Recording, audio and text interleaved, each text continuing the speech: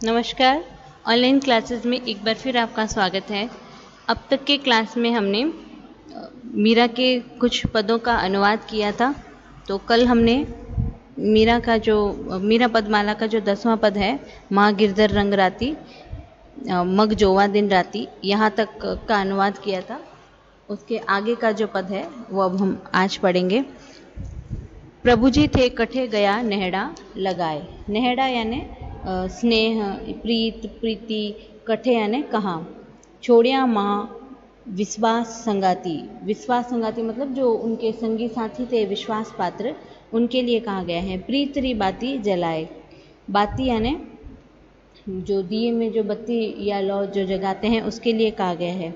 तो मीरा कृष्ण को संबोधित करते हुए कहते हैं कि हे प्रभु, आप मुझसे स्नेह की प्रीत लगा करके कहाँ चले गए और मुझे कहाँ छोड़कर चले गए। प्रीत की बाती जलाए मतलब प्रेम का दीपक जला करके आप मुझे कहाँ छोड़ करके चले गए, और मैंने आपके प्रेम के ही कारण जो मेरे विश्वास पात्र सखा सखी जो थे, संगी साथी थे, उनका भी मैंने त्याग कर दिया। आगे मीरा कहती है कि विरह समुंद माँ छोड़ गया छो नेहरी नाव चलाए, कि विरह रूपी समुद्र में मुझे आप अकेला छोड़ करके स्नेह की नाव में बैठ करके आप कहाँ चले गए। मीरा रे प्रभु कब्रे मिलोगा था बिन रयो न जाए। मीरा कहती कि हे प्रभु, अब आप कब आकर के दर्शन देंगे। अब इस संसार में आपके बिना मुझसे रहा नहीं जाएगा। अगला जो पद है उसमें मीरा कहती है कि हरि म्हारा जीवन प्राण आधार। आधार यानी आश्रय या प्राणों के जो आधार हैं या सहारा जो है।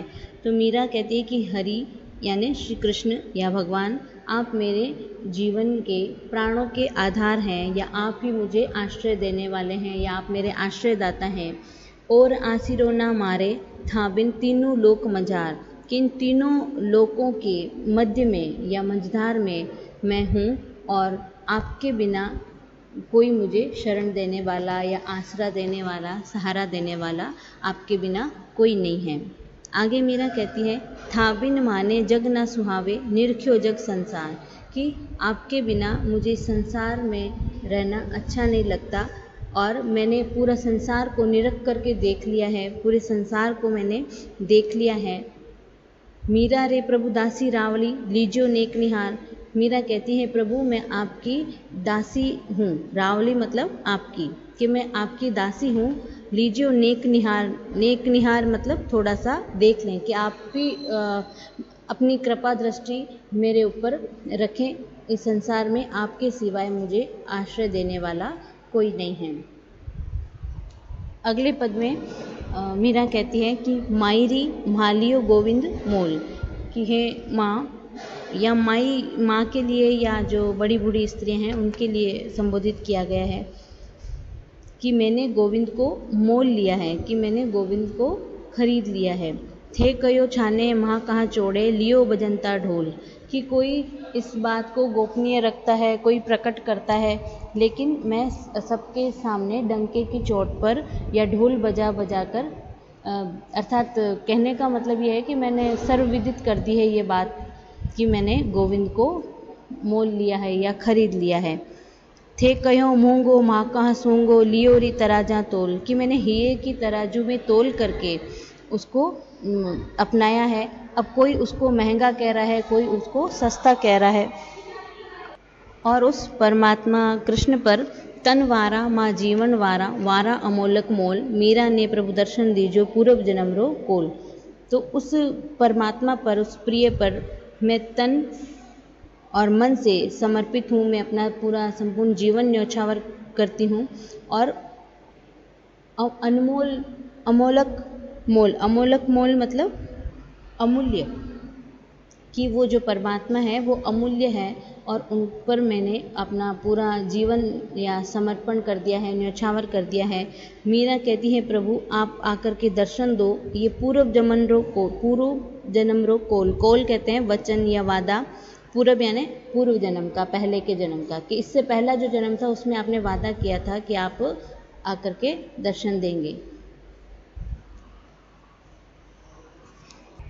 इस प्रकार अगले पद में मीरा कहती है कि मन थे परस हरि चरण। तो मन को संबोधित करते हुए मीरा कहती है कि हे मन, तुम भगवान के चरणों का स्पर्श करो। सुभग शीतल कमल कोमल जगत ज्वाला हरण, इन चरण प्रहलाद परस्या इंद्र पदवी तरण। तो इसमें मन थे परस हरि चरण, ये इसमें लाक्षणिक अर्थ दिया गया है इसका, और इसमें माधुर्य गुण और शांत रस है।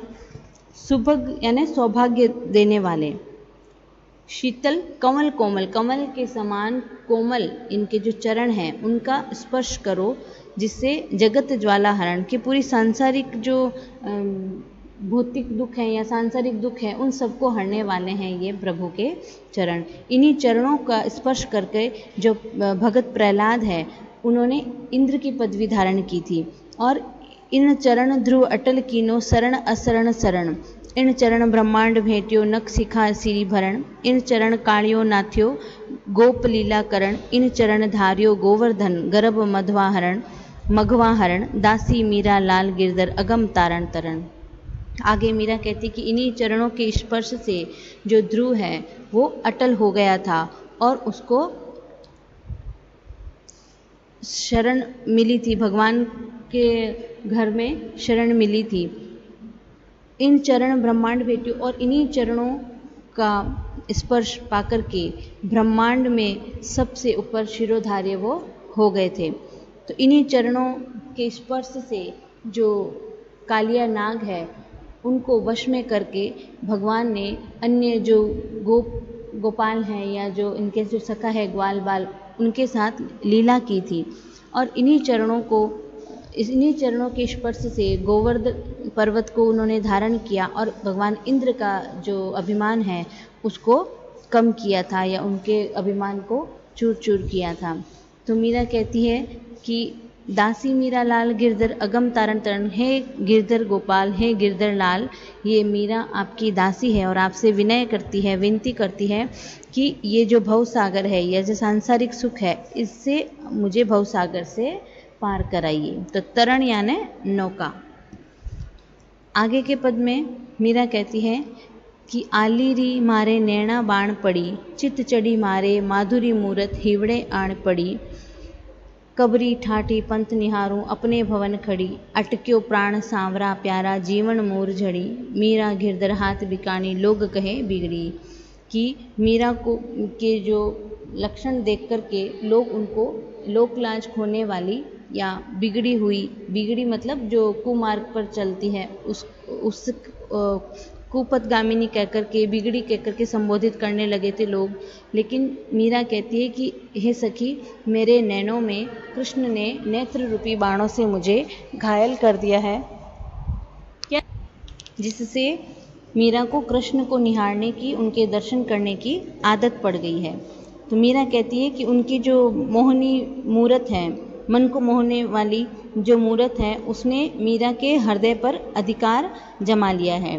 अब आगे मीरा कहती है कि कब की ठाड़ी पंथ निहारूं, कि मैं कब से खड़ी ठाड़ी यानी खड़ी कृष्ण के आगमन के लिए रास्ता देख रही है, उनका पंथ निहार रही है अपने महल में खड़ी रह करके।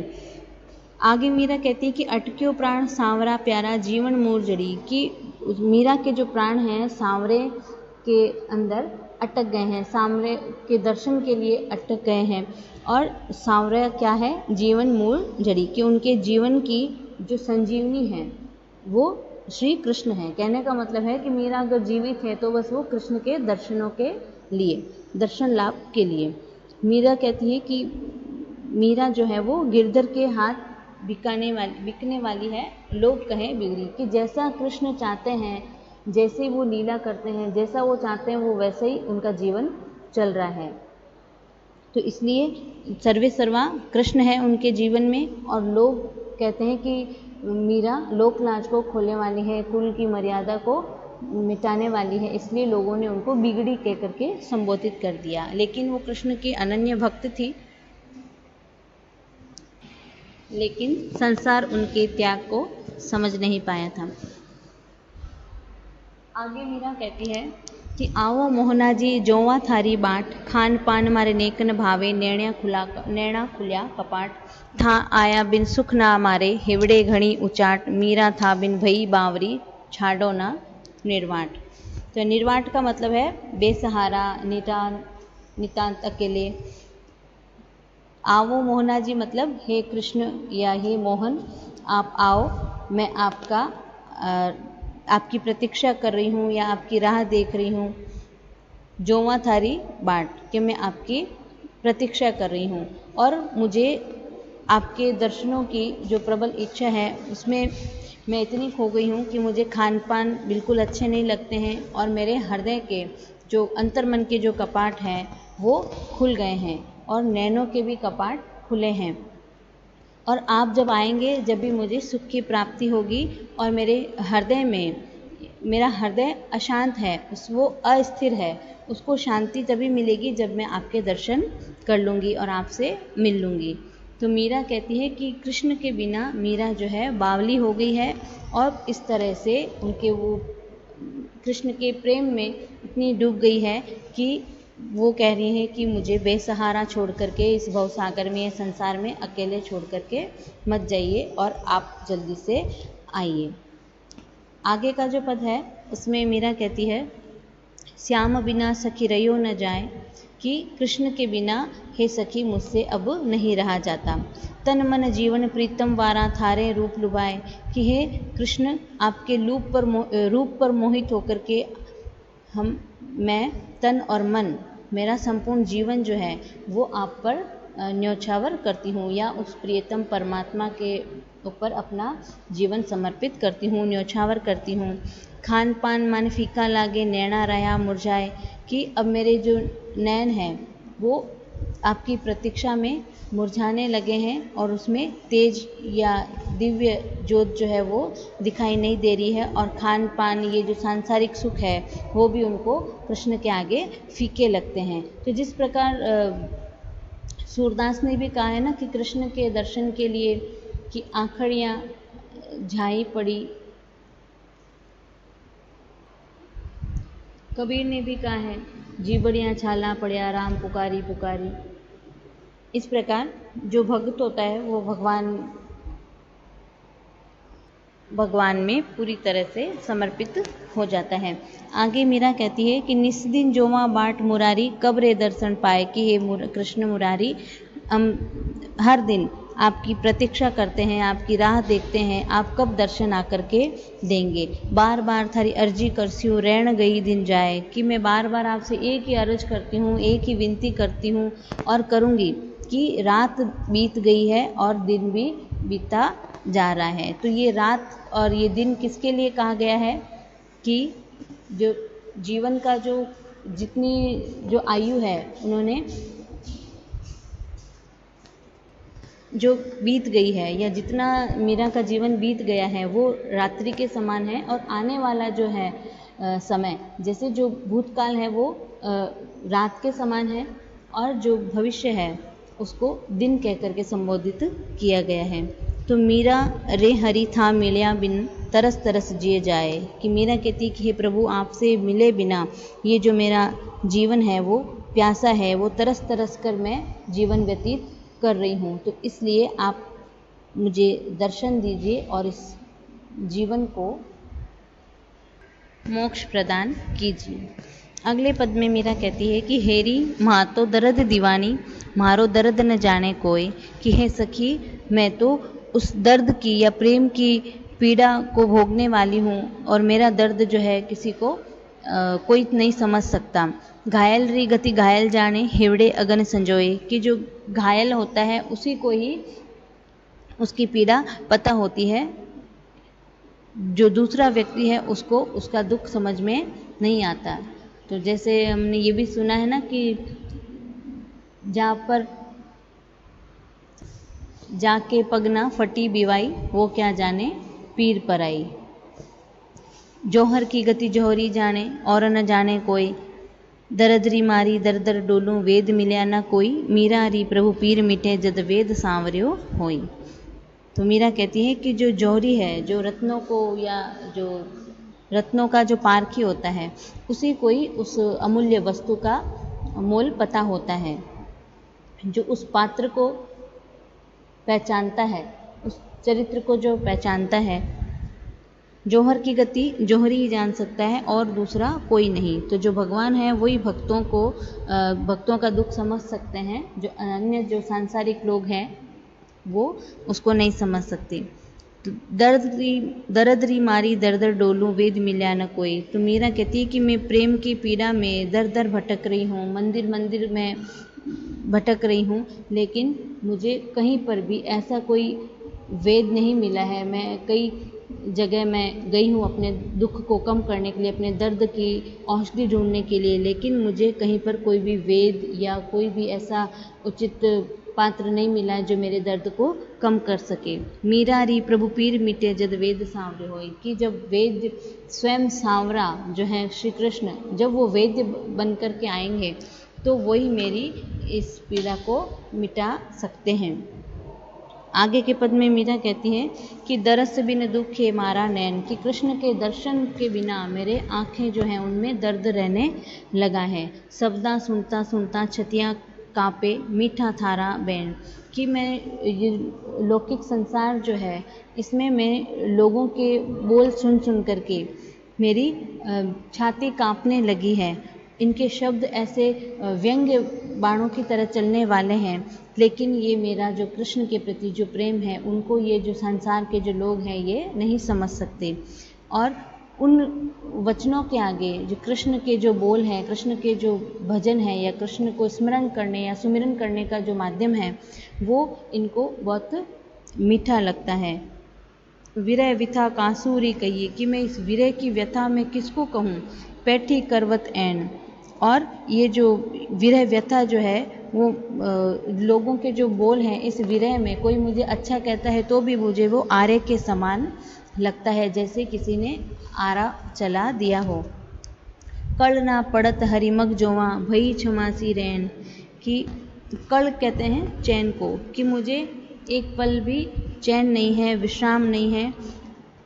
और ये जो रात है कृष्ण के बिना मुझे वो 6 महीनों की रात लग रही है, 6 महीनों के समान इसकी समय सीमा लग रही है।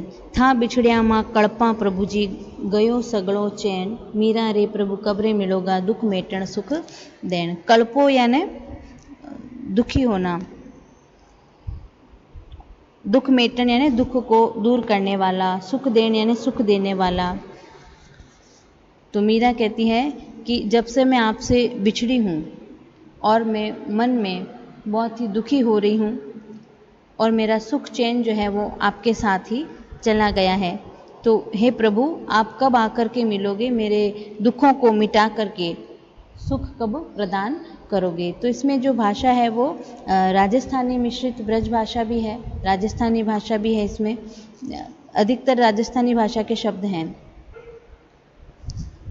अगला जो पद है इसमें मीरा कहती है कि घड़ी चैन ना आवड़े था दर्शन बिन मोय, कि हे प्रभु आपके दर्शनों के बिना मुझे घड़ी भर भी चैन नहीं आता है और मेरा मन नहीं लगता है। धाम, धाम कहते हैं स्थान, धाम न भावे नींद ना है, कि जो देवालय है वो भी मुझे अच्छे नहीं लगते हैं और मुझे नींद भी नहीं आती है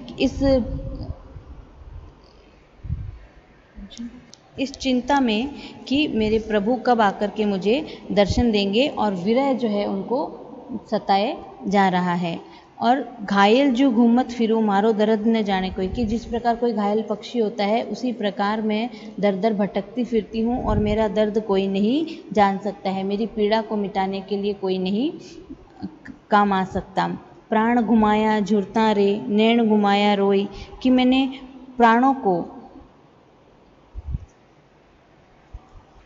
झुरता कहते हैं विलाप करते हुए, कि मैंने रो रो करके जो मेरा बुरा हाल कर लिया उससे मेरी आँखों की ज्योति भी मंद पड़ गई है और आपका रास्ता निहारते निहारते ये मैं बीच मंझधार में खड़ी हूँ और वहाँ खड़ी रह कर के मार्ग में आपकी प्रतीक्षा कर रही हूँ, और मैंने विलाप करते करते अपने प्राणों को भी मरणासन की ओर कर दिया है। तो इसमें कहीं कहीं थोड़ी सी मसनवी शैली का प्रभाव दिख रहा है।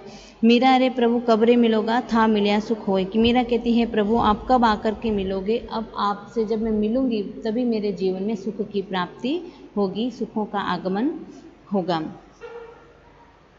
तो आज की क्लास में हमने पद संख्या 20 तक के दोहों का अनुवाद किया है। तो आपके पास किताब होगी तब आपको समझ में आएगा, अन्यथा आपको समझ में नहीं आएगा, क्योंकि एक एक शब्द का अर्थ आपको करना पड़ेगा कि कहीं कहीं शब्द ब्रज भाषा के हैं, कहीं राजस्थानी भाषा के भी हैं। तो सबसे पहले जब भी आप अभी क्लास ले रहे हो तो इसमें आपके सामने बुक होनी चाहिए और उसमें आप अंडरलाइन करते रहें और शब्दार्थ लिखते रहें, तो आपको जल्दी समझ में आएगा। तो आज की क्लास में इतना ही, धन्यवाद।